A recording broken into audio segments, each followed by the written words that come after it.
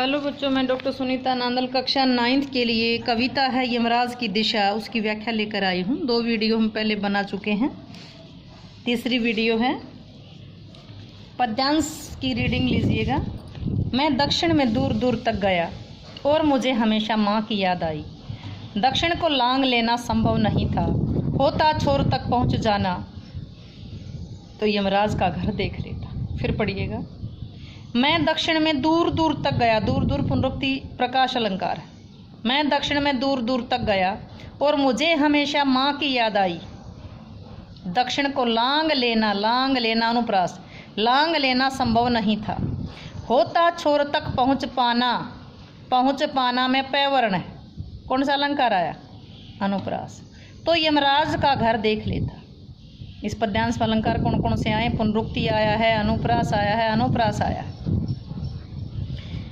मैं दक्षिण दिशा, कवि कहते हैं कि मैं दक्षिण दिशा में दूर दूर तक गया। मैंने दक्षिण दिशा की खूब यात्राएं की। जब भी दक्षिण दिशा में गया तो मुझे अपनी माँ की बहुत याद आई, क्योंकि दक्षिण दिशा को लांग लेना मुहावरा है। लांग लेना, पार कर लेना आसान नहीं था। यदि दक्षिण दिशा को पार कर लेना मेरे लिए आसान होता तो छोर तक पहुंच जाता, तो मैं उस किनारे तक पहुंच जाता। कौन से किनारे तक? जहां यमराज का घर है, और मैं यमराज का घर देख लेता।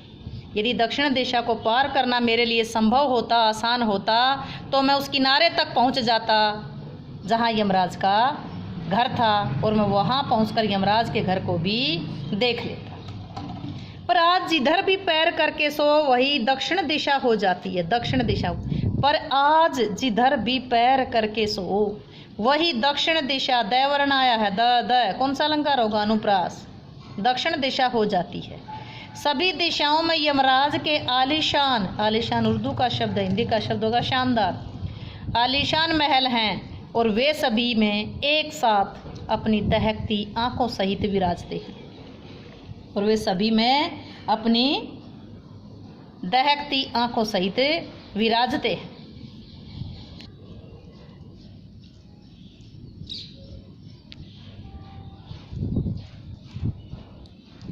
कवि की माँ का कहना था कि दक्षिण दिशा यमराज की दिशा है, इसलिए उधर पैर करके नहीं सोना चाहिए।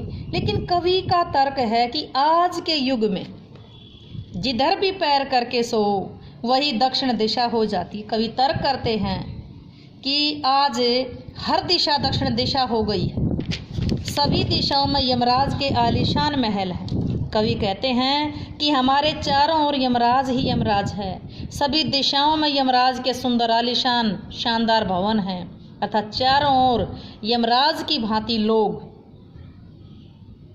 यानी यमराज की भांति ही लोगों को मारने वाले, शोषक लोगों का शोषण करने वाले शोषक विद्यमान है, जो सुंदर महलों में रहते हैं। वे अपनी दहकती आंखों सहित विराजमान हैं। वे सब के सब अपनी दहकती यानी क्रोध से जलती हुई आंखों सहित विराजमान है।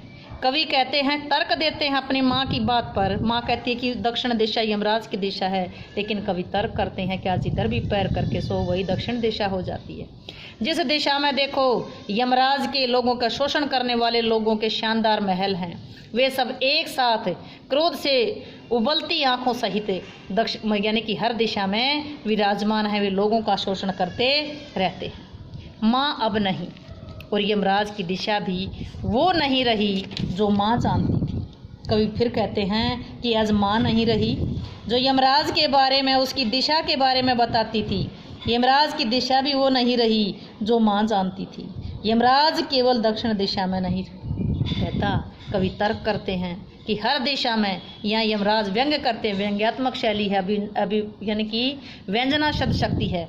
वो कवि तर्क करते हैं, व्यंग्य करते हैं कि आज हर दिशा यमराज की दिशा बन गई है। केवल दक्षिण दिशा, यमराज की दिशा, मौत की दिशा नहीं रही, जिसे कि माँ जानती थी, क्योंकि अब ना माँ रही है और ना ही वो यमराज की वो दक्षिण दिशा रही है। हर दिशा मृत्यु की दिशा हो चुकी है। यहाँ यमराज में शलेष अलंकार आया है। यमराज में शलेष अलंकार आया है। यहाँ यमराज, यमराज एक यमराज का अर्थ है मृत्यु का देवता और दूसरे यमराज का अर्थ है शोषक वर्ग के लोग जो लोगों का शोषण करते हैं, खून चूसते हैं। यहाँ भाषा सरल सरस प्रवाहमयी है, व्यवहारिक है, स्वाभाविक है। शैली व्यंग्यात्मक शैली है। शोषणपूर्ण नीतियों का वर्णन किया गया है। मुक्त छंद है।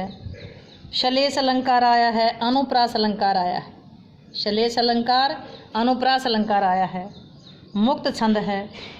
दृश्य बिंब, व्यंजना शब्द शक्ति और प्रसाद गुण है। उम्मीद है कि आपको ये कविता अच्छे से समझ आई होगी। कविता अच्छे से समझ आई हो तो वीडियो को लाइक करें, शेयर करें और चैनल को सब्सक्राइब करना ना भूलें।